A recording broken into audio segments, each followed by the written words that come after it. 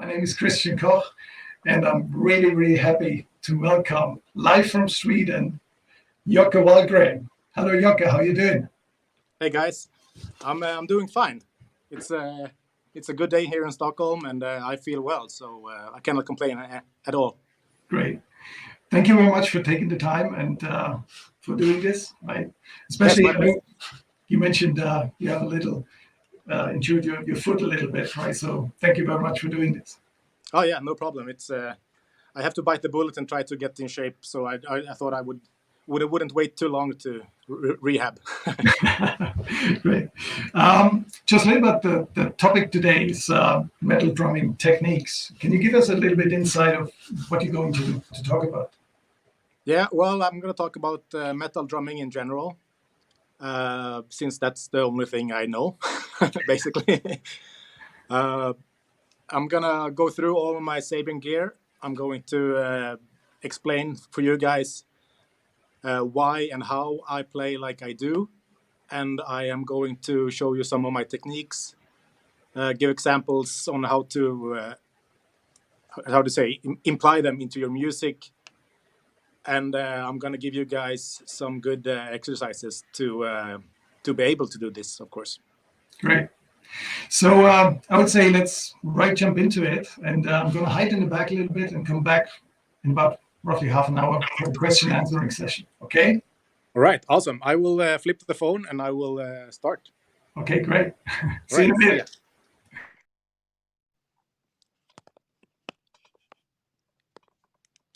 All right, let's see if we can set this up properly.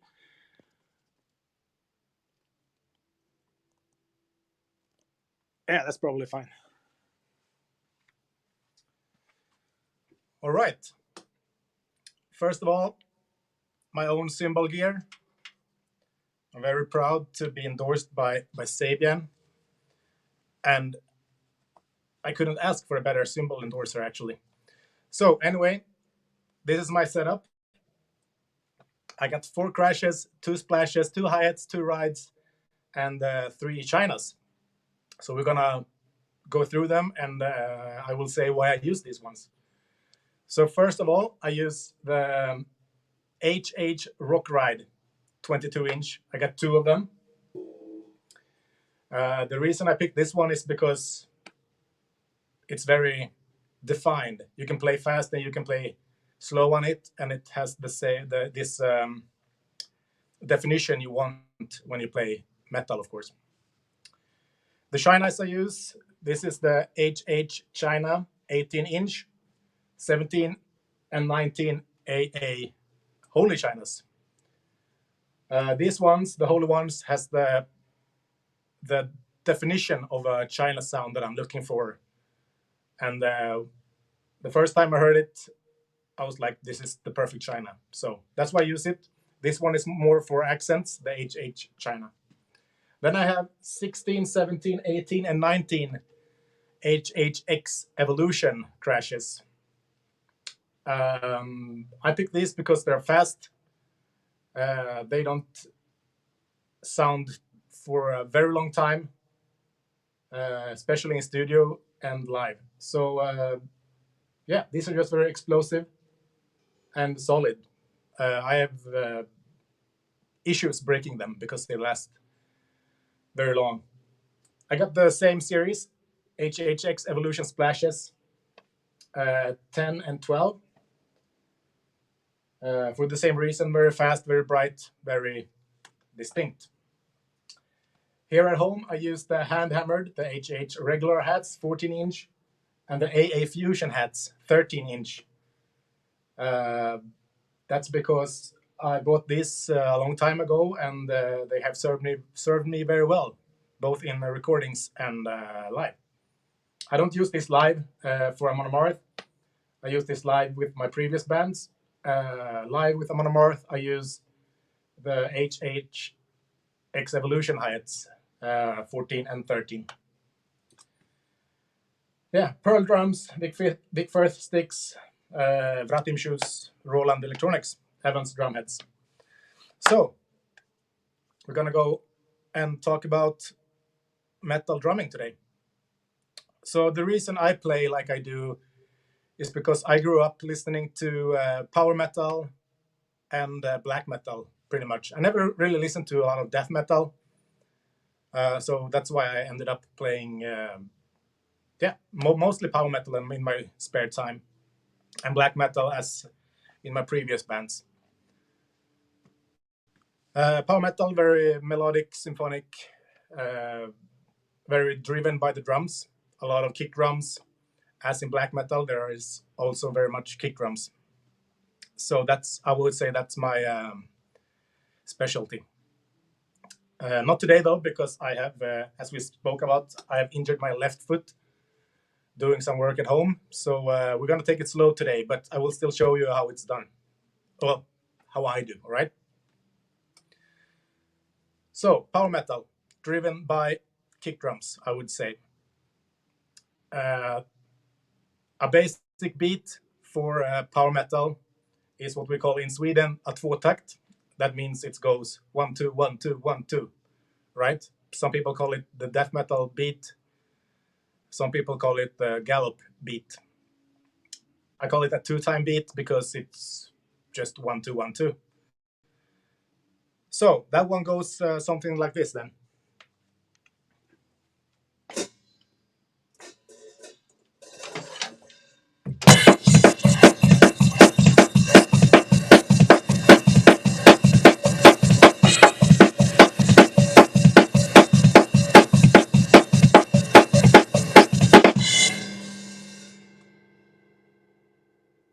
Very straightforward, very relaxed.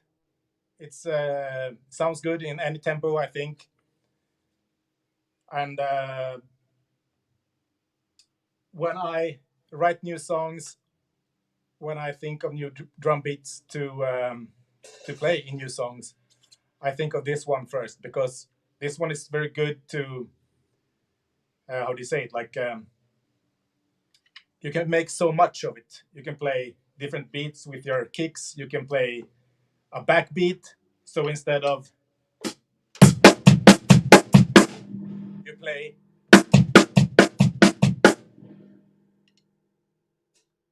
So that's very typical as well for metal in general. The front beat and the back beat. And you can adapt, as I said, the kick drums very much to it.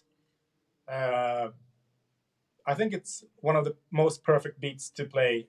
I feel very comfortable doing this in high tempos, 190, 200 and above. And yeah, if you go slower than that, I would call it a mid-tempo. So it will sound something like this if you incorporate some kick drums and if you flip them back and forth.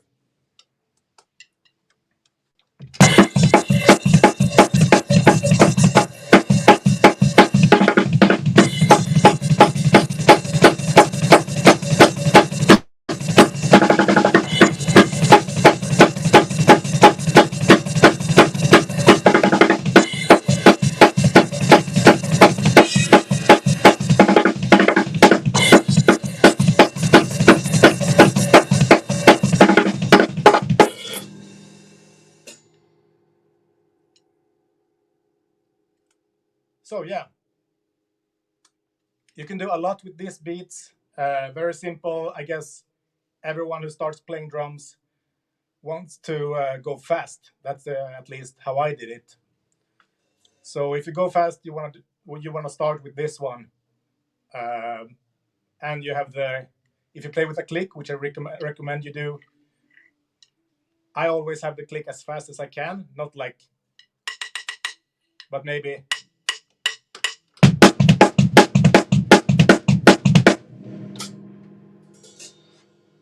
So the click is on the feet, on your leading foot. Also in power metal, and one of the first beats I practiced and learned is what I call the Gallop Beat. It's very epic. It's incorporated very much in power metal, especially, but also in other genres. And that one goes like this.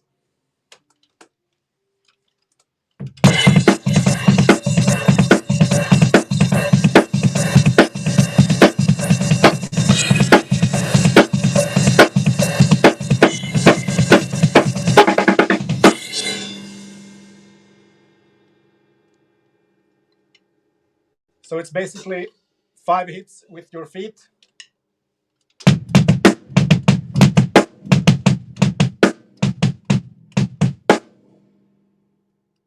then you lead with your dominant hand, I guess, to the quarter notes.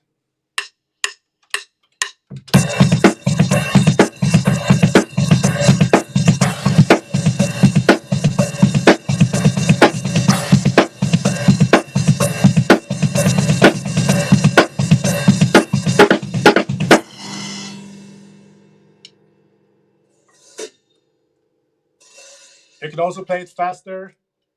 That's going to be more jumpy, but still cool.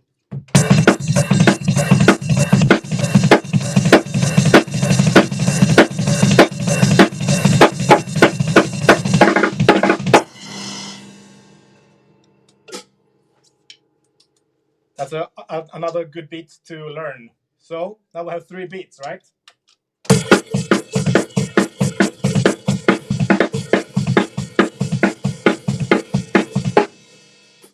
And then we have the backbeat.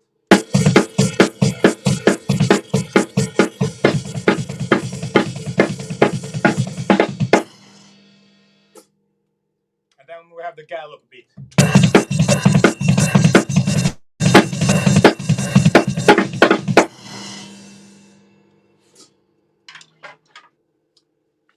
When I was younger and started playing, I always wanted to play power metal.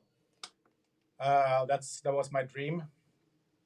I never found people to play power metal with, so I started in black metal bands instead, because that was what my friends played. Kick drums, very dominant as well. Usually very fast hands in this specific kind of music. So I'm going to go through, talk about the version I called grind. Some people call it blast, but I will talk about blast in a few minutes. So if you have the metronome like this,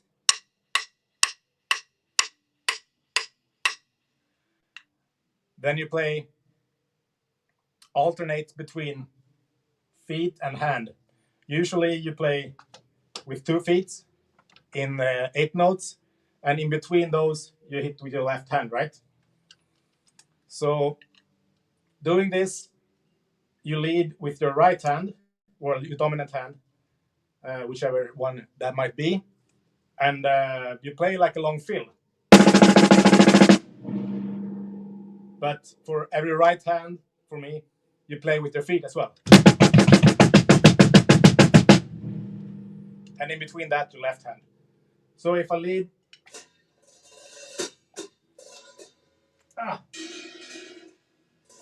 with my right hand, it sounds something like this.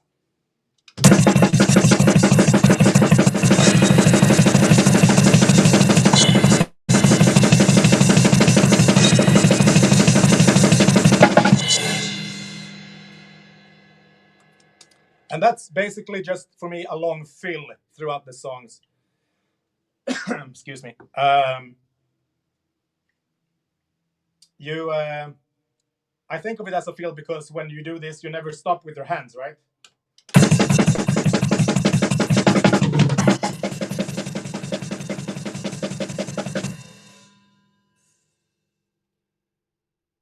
So in different speeds, it sounds like this then.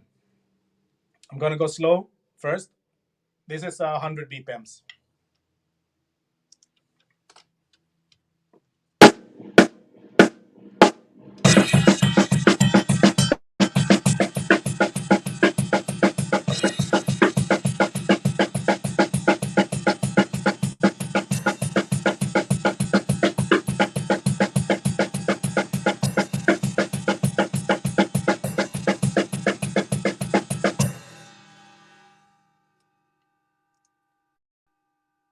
Normally you don't play this beat so slow because then it becomes a forward tact like. But I just want to show you slow because that's the theory of it. When you increase the speed, It sounds something like this. This is 150.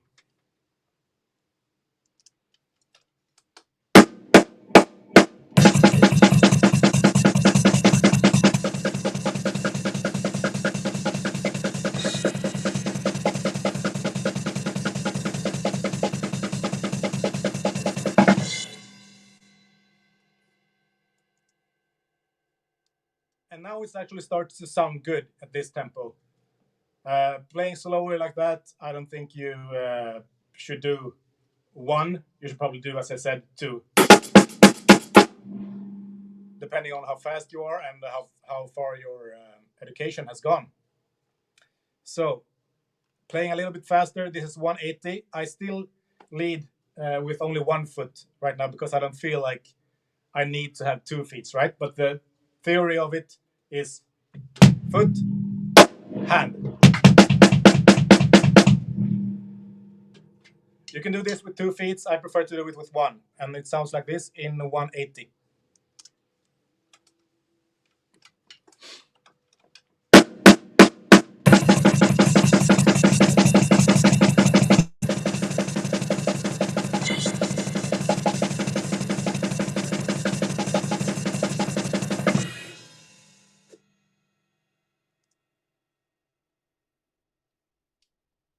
So that's what I call a grind beat. Then we have this one called blast. People sometimes refer to this grind version as blast version. For me, the blast differs from the grind because grind is alternating, right?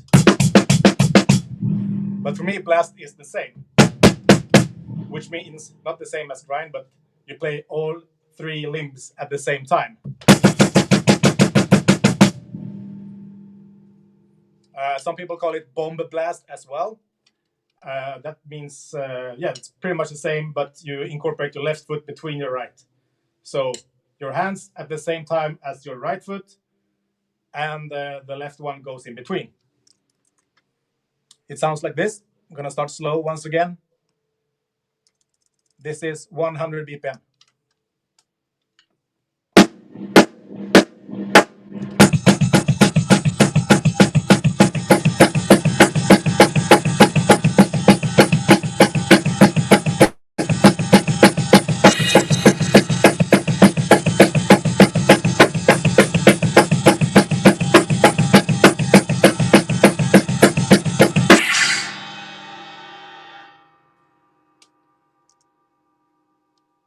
As previous beats, it sounds a bit silly that slow, so we're going to go faster.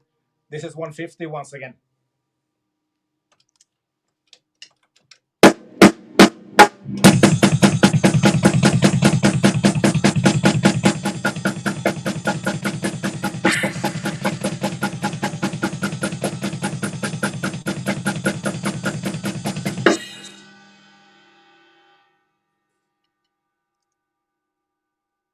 Starting to sound a lot better, so we're going to increase it to 180. And that's probably the speed you want to play it, or higher, because to get the effect of it. Sounds like this.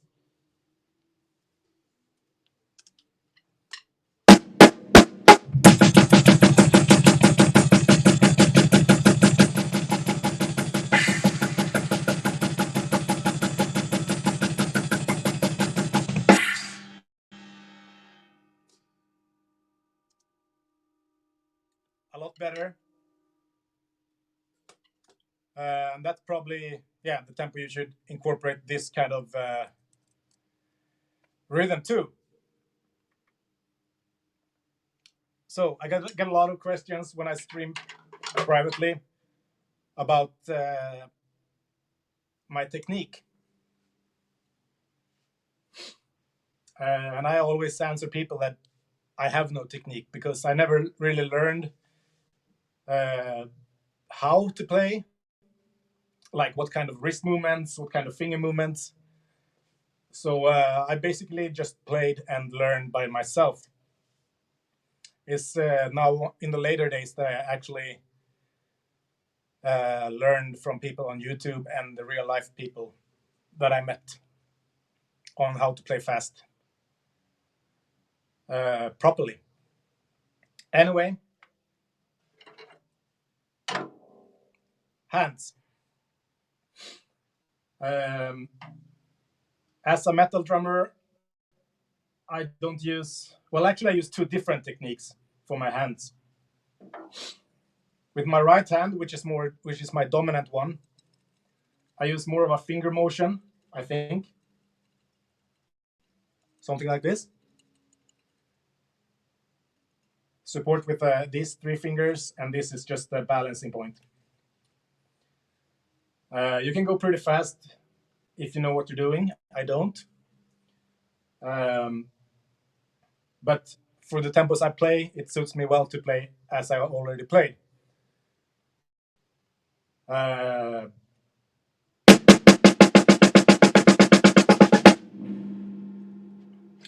That's pretty much how I do it.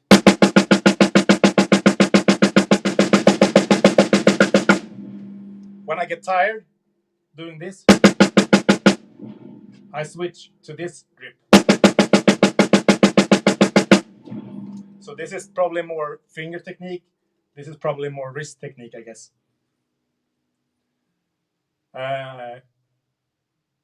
Sometimes I get tired, and then I switch, as I said.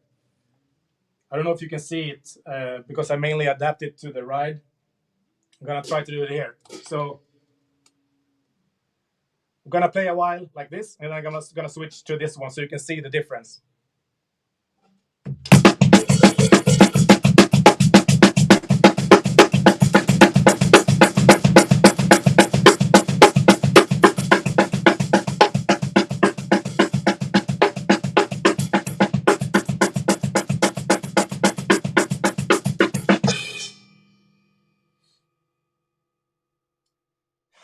When I play this blast beat or the grind with my left hand, I normally play this. It's mainly wrist movements. Actually, when I think of it, it's actually my entire forearm.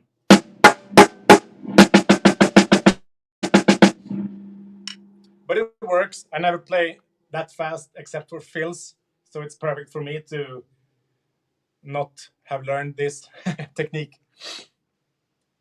But that's the difference. If you want to learn properly, you should probably check out Martin Jovanovic. He's very good at explaining all this for which kind of muscles you're using for different techniques, right? Anyway, when I play fast with my feet,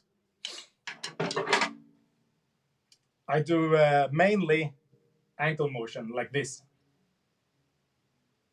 I sit very far back from the kit, as you can see. So when I'm relaxed and play slow tempos like this,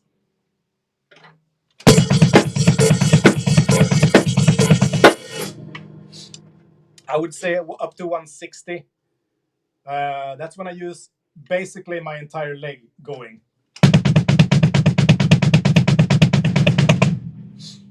When I go faster, I do the ankle motion. Let's say when I play 180,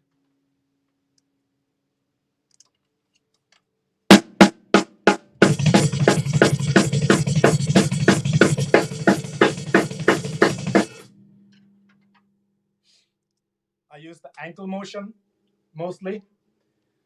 Of course, with the weight of my legs. And I keep my heel very low, not on the board, not on the floor behind, but if this is the pedal, I keep my heel down here and the foot midway up on the pedal. The faster I go, the more further back I come with my foot, with the base on my foot. And when I play over 200 BPMs, I play very far back, and sometimes I change to the swivel motion. The swivel motion for your feet, normally you hit like this. But when you do the swivel motion, you keep your toes at least what I do. This is probably not the proper way. but you keep your toes here, and then you go.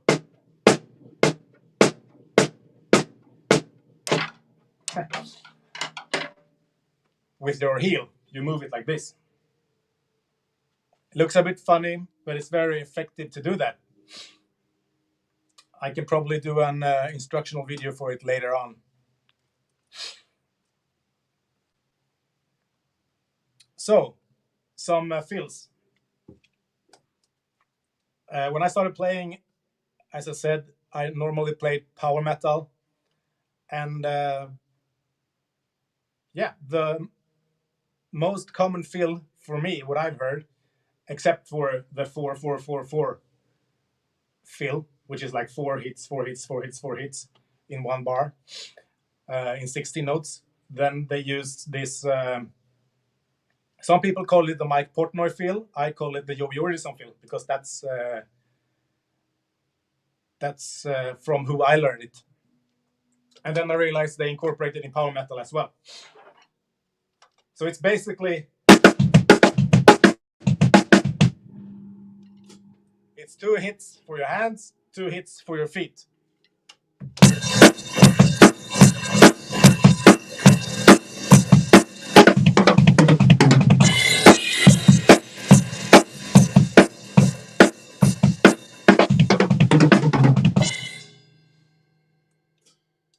I started to play around with this one when I was younger, and I realized, you can play 2 with your feet and 4 with your hands also to get some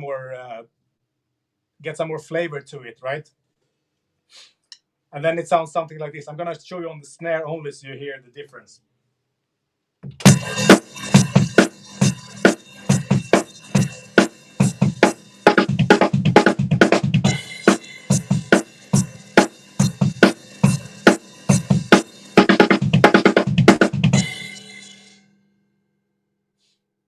So that's basically how I learned to do funny fills. There are, of course, more advanced fills than this. But if you want to start doing this kind of fills, this is the pattern you should go for, right? 2 hands, 2 feet, or 2 feet, 2 hands, and then go and explore 4 hands, 4 feet, or 4 hands, 2 feet.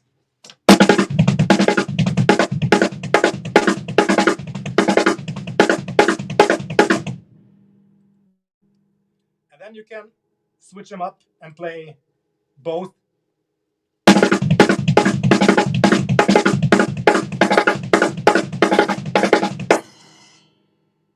To get a more flavor. It can sound something like this when you incorporate one of those beats that I showed you and these kind of fills.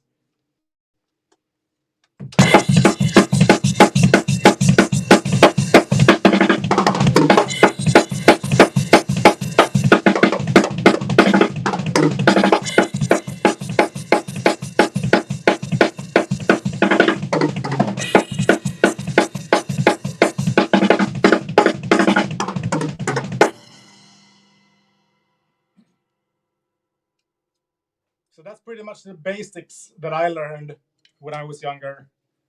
And I think you should too, if you don't already know this. So there is one specific fill that I do when we play live. People ask me about it. It's the drum fill for First Kill from the Jomsviking album. And that's pretty much based on this pattern. There is 4 parts in this drum fill. And the 2 first parts are basically this pattern, right? 2-4, 2-2, 2-4, and so on. And then it goes more into 16 notes straight. So I'm going to show you this fill first. And yeah.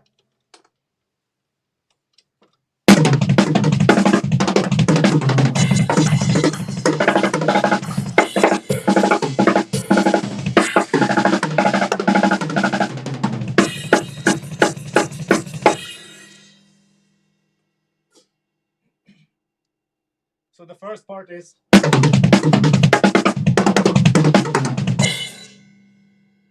And that's basically the hardest part of the fill. Then there is I actually don't know about this fill because I don't know the structure of it anyway.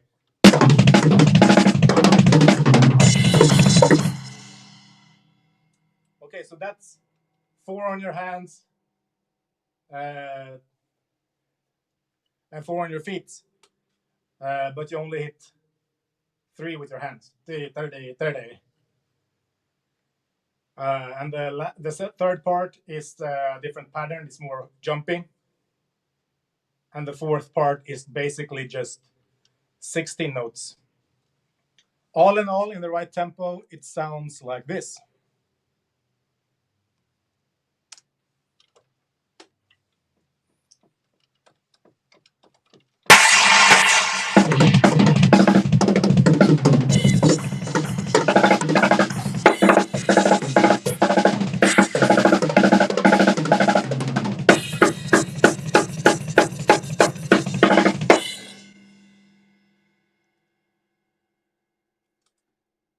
It's a very cool feel, very effective, and it gives the energy to the rest of the song, which is basically just the backbeat I talked about,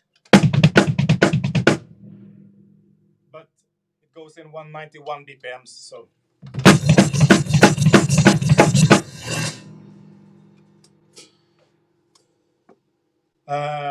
yeah, then you can incorporate cymbals, of course, in your fill. We have one in a song called Fafner's Gold from the Berserker album.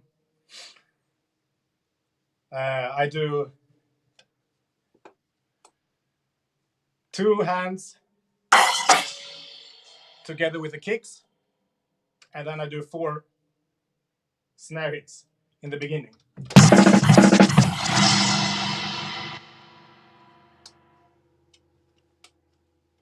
It sounds something like this.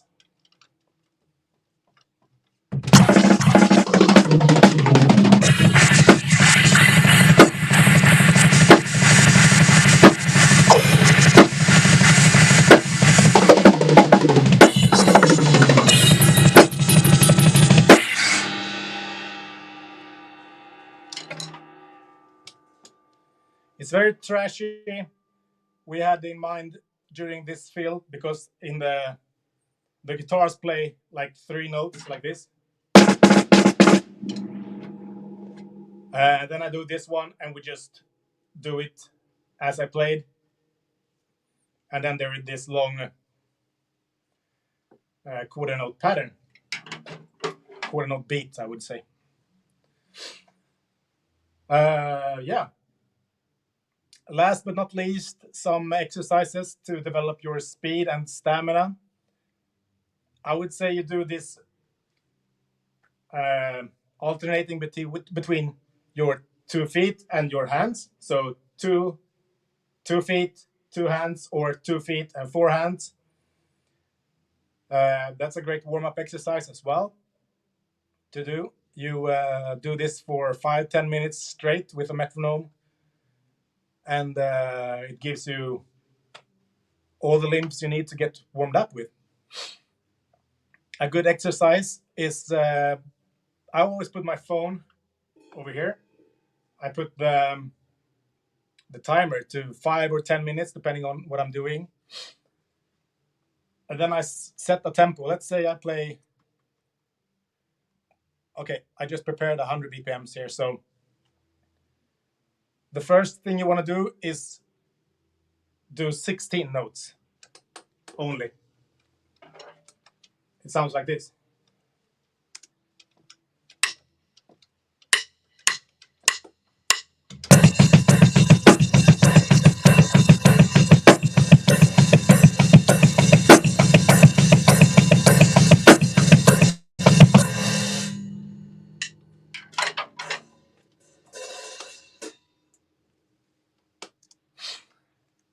And then you keep this tempo all the way, and you alternate with 4 different kick drum patterns.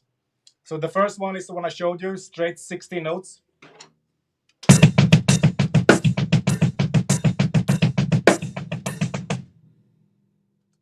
And then you speed it up to 8 triplets, which would be...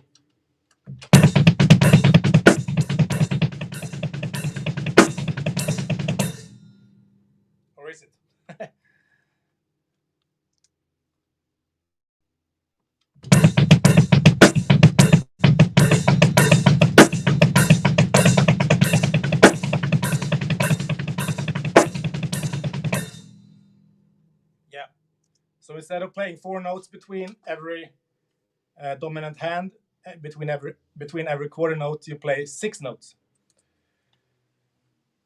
Then you could go up to step it up to the next level, which would be 30-second notes, I guess, straight. Wow,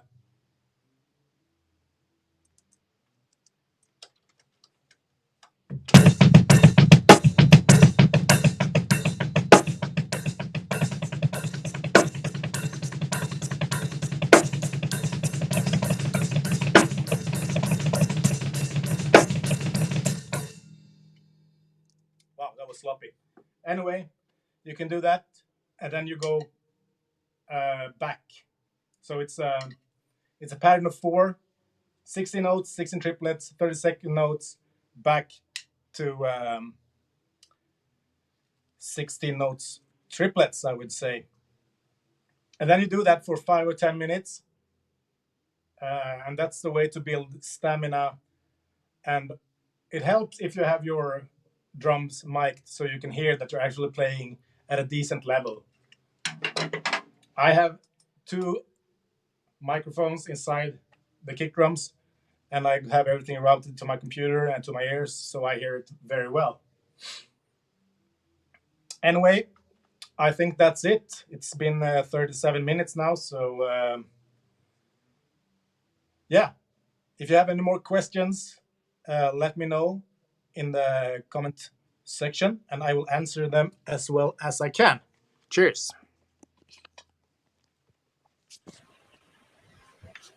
That's great information. Thanks, Jocke, for doing this. Oh, hi. It's my pleasure. So, yeah, we up for getting some questions in. Are you using the same cymbal setup live as well, or is this kind of like the setup that you have in the studio? Sorry, just gonna fix the settings here. This is what I use live, except for the hi-hats, because yeah, these ones have served me very well, and I feel no need to change them at home. They work really well for recordings and practicing, so Right. I didn't feel like changing them. Is there any specific favorite, right, that you absolutely can't go without? Everything. Probably. I mean, the Crashes has their own signature sound, I guess, and the Shinas, I couldn't be without them either. The Splash, well, if I would change something, well, if I would have to change something, I would probably change the Splashes, because I don't use them that much and they're not very dominant in the music.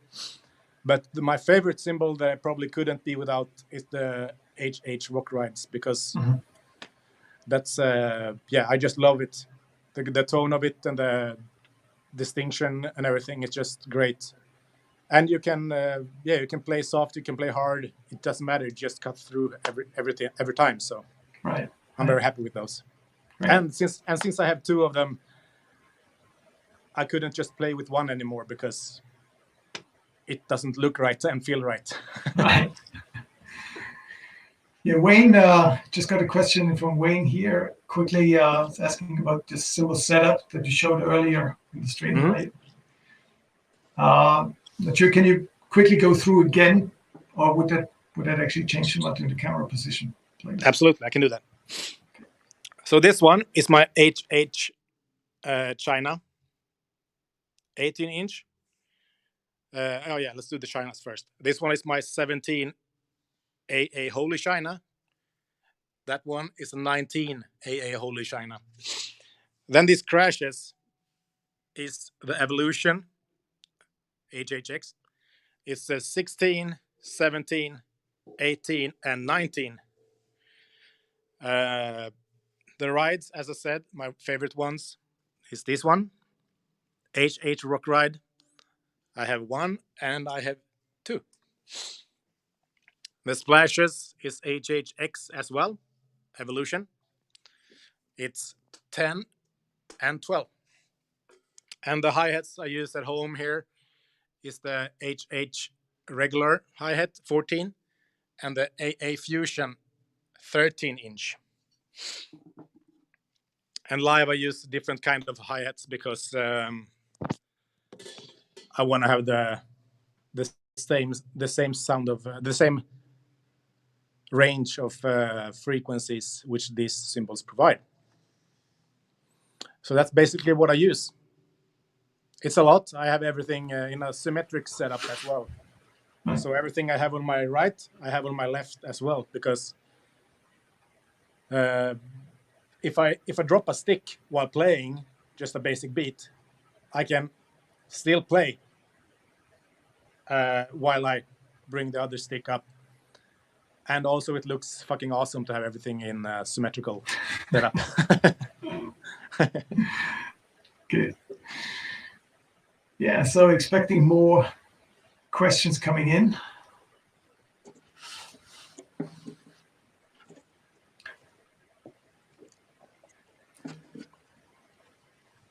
So while on tour, do you do a lot of warm up before going out for the shows, or what's your regular routine before going out to show? Yeah, my warm up routine is first of all I used to do 2 hours of warm up before the show, but then once at the festival, I got very tired during the show, and I realized, why is this? And then I realized, maybe I didn't get enough sleep in the bus or something else. And then I realized, I did the warm up for 2 hours. Maybe that's too much. So I stopped doing that, and now I just do 1 hour before the show. And that contains basically of just what I said, the pattern of 4 and 2, hands, feet. And then I play 3 songs that I always play. One is very slow, one is 30 BPMs faster, and one is even faster.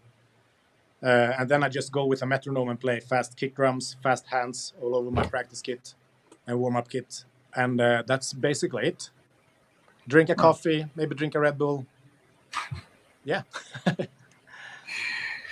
It also helps to do some physical work during the day, like running or, I don't know, going to the gym if you have the possibility to do that or something like that. To always keep your body going instead of just lying in the bus waiting for the show to happen, I always wanted to keep moving and stay active. Joe is asking, have you ever considered using the HH power bell ride with the large 8-inch bell? I tried it in a music store back in the days. I like it, but to be honest, it doesn't sound as good as these ones, I think. Mm-hmm. I think that one is more fit for music where you play accents a lot on your ride. Maybe, I don't know, black metal where you go ding, ding, because it has this distinctive bell. Since I don't use that, I have no real use for it. But I tried it, and it sounds really good. But it's just not for me, I guess. Right. Wayne was asking, have you ever tried the Paragon crashes instead of the Evolution crashes? Let's see. I didn't try them like playing on them. Well, I tried them once because one of my friends has a whole setup. But I never really tried playing them within our music. Mm-hmm. They sound great. I'm not a big fan of the rides, but the hi-hats and the crashes sounds really good. Okay. Frank is asking about drumstick size and if you use wood tip or nylon tip. All right. I use my... this is basically just the Vic Firth American Classic 5BN Extreme. Extreme means it's a bit longer. It's 1 tip longer than the normal 5B. And I use the nylon tip for this since it gives me very distinct hits to my ride cymbals. And also if you want to make a nice groove, you can do it on your hi-hats without making them sizzle too much because of the nylon tip. I tried going back to wooden tip, but it just didn't sound the same for me, and I didn't get the response and the bounce that I wanted to have, so I kept the nylon tip. And this one has my signature and the band logo as well.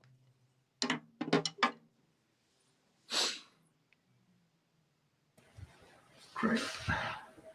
So, looking for some more questions coming in.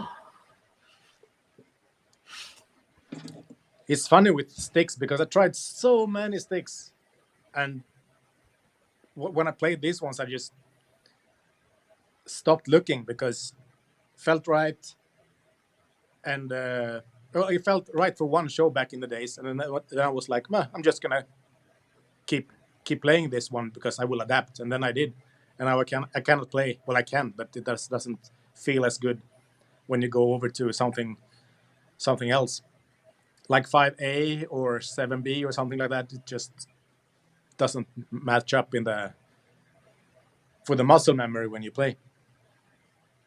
I think it's the same with cymbals, right? You have the momentum when you hear it, and then you know how it feels when you're about to choke it. But if it's another cymbal that you're not used to, it could maybe wobble a bit more. And that's why I cannot go from these ones as well, because I know them, you know. It's like part of my own body, Right. An extension. Great. So Nathan is asking, did you audition for AMON AMARTH?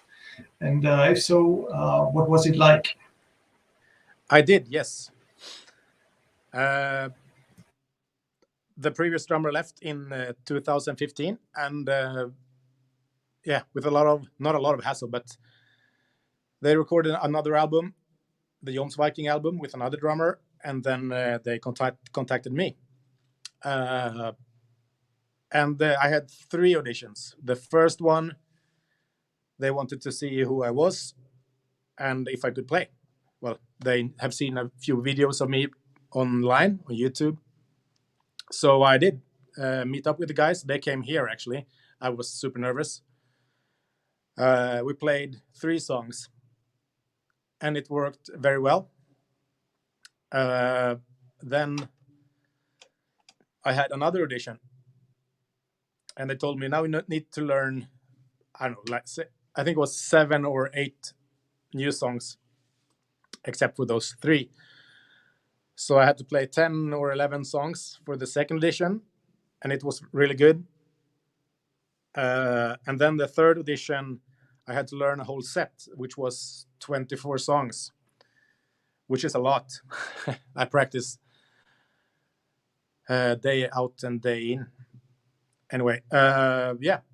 So that's my third audition, and it was good. I learned the whole set they wanted me to play, and after that we did 4 press shows in Europe, and then we did 8 weeks headline tour in the US.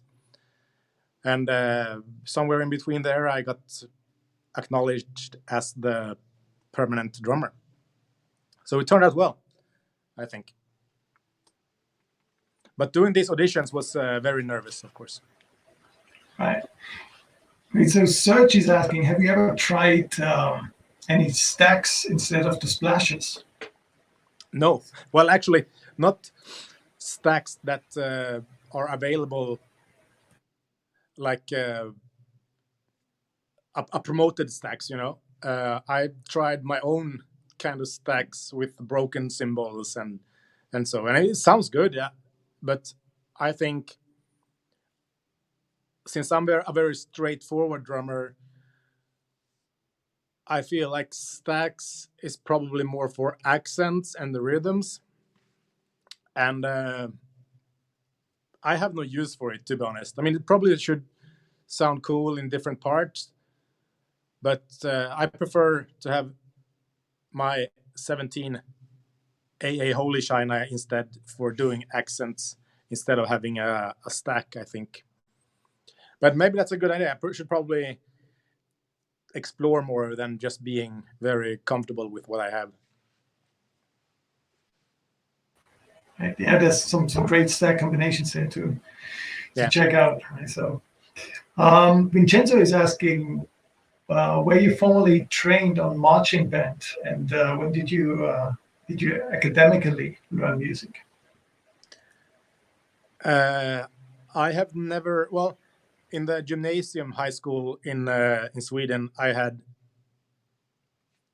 music as an extra choice, combined with my normal education, which was graphical design, by the way, and that's pretty much all the education I had. I have had a friend called Christopher. He taught me how to play like some different techniques. Like in the beginning, try not to use only your right hand for crashes. Use your left hand as well, and think of this and keep your balance and sit like this. And when you do this roll, think of always having the same hit volume, pretty much. But other than that, I didn't take any lessons, never learned any theoretical practices or rudiments or nothing. I pretty much learned by listening to other bands, playing, failing, and doing it all over again until I actually learned how to do stuff. And I used Guitar Pro on my computer very much to learn the theory of it, like what is 8 notes, what is quarter notes, what is 16 notes and triplets, and different how to say it, like subdivisions and stuff like that. But I never really took any lessons, which I regret today. I should probably contact someone to tell me how to play. Right. So Hugo is asking, what are your main drumming influences when you actually start playing drums? Well, first of all, as I said, I listened a lot to power metal. So I have these power metal drummers, Uli Kusch, Daniel Zimmerman. We have, wow, everything just got blank. Felix Bonke, of course, from Ed Guy. We have Alex Holsbarth from Rhapsody. All those big power metal drummers. Oh yeah, and Jörg Michael, of course, from Stratovarius. They were my main influences when playing, but when I wanted to be as someone, I wanted to be like Joey Jordison, because he played more intense. You could see the energy behind it, and I tried to achieve that when I was younger. But yeah, then I started playing power metal, and those are the main guys, I think. And of course, Achilles Priester from former in Angra. But I would say my main influence when I was younger, that was Joey Jordison, because of his energy, and I thought it was really cool and different with the masks and everything. But it changes from day to day, I think. So Javier is asking, which are your favorite songs from AMON AMARTH? Oh, I get this question a lot. There are difference between playing a song live and listening to it. But if I would choose one song that I love to play and I love to listen to, I would say my favorite one is War of the Gods. That's a pretty fast song, combines everything from mid-tempo beats to fast beats, the backbeat I talked about, and also patterns between the shinas, and it has great melodies to it as well. So I would say War of the Gods is my favorite song to play and listen to. Joey is asking, who are you listening today for inspiration? Oh, geez, I do not know. Today, Well, I like the playing of Achilles Priester, of course. He's one of my favorite ones of all time. Then we have these modern drummers in the metal scene. Dan Presland. We have Krim. And we have James from Vader. When I want to get some inspiration after having a long break, I tend to go to these three guys to listen to and get energy and inspiration from, because they're super tight and always spot on, and they have very interesting stuff, like ideas when they're playing. It never gets boring. Joey's also asking for the kind of music genre. Have you ever considered using gloves? I tried. When I started playing in Amon Amarth, we played a lot. I think we did 217 shows for the first 2.5 years. And since I wasn't used to playing in that kind of environment with fire and everything, I got really sweaty on my hands. That's why I started to use these wristbands to stop it from running to my hands. And so I developed blisters, right? And then I was like, how can I get rid of these? So I tried gloves. I tried 4 different brands, and it just didn't work for me. I mean, it works if you're playing slowly, like mid-tempo music, but if you're going fast, I don't get the feeling of the stick. And sometimes when the gloves get sweaty instead, they tend to lose the grip that they have. So now I just suck it up, and if I bleed, I bleed. That's how it goes. Right. So I think we're going to get one more question before we wrap up the session. Yep. So also from Frank, have you ever tried to play with longboard paddles? Yes, I have. I'm going to flip this phone here. Now I use the Pearl Demon Drive. And this pedal has 2 different settings. You can use it as a shortboard, and you can transform it to a longboard. So if people ask me now, do you use a longboard? I would say yes, because it's a longboard setting of this one. Although it's not a dedicated longboard pedal as the Polish ones that I can never pronounce, or the Axis ones. But I tried those, and well, they were just not for me. I had bad experience with the Axis ones, but that was like 11 years ago. So they probably, and apparently they work very well for other drummers, but not for me. I prefer these ones because, I don't know, there's something about them that make me very satisfied. So one little question from Sergio. Are you into any Latin drumming at all, or have any influence from Latin drumming? Short answer, no. Okay. I actually wish I would have, because there are so many rhythms and so many cool patterns you can use from Latin drumming. But as I said, I'm not a theoretical drummer, so I never really learned to adapt and how to think and how to adapt it to the music. I can play some beats, but I can never take them to another level or anything. Just a basic beat, and then I just go over to playing fast kick drums instead. So. Right. Okay, Jocke, thank you very much for taking the time and for being available and joining us. It's been my pleasure. It's been very good to be here. Thank you. And thanks everybody for watching.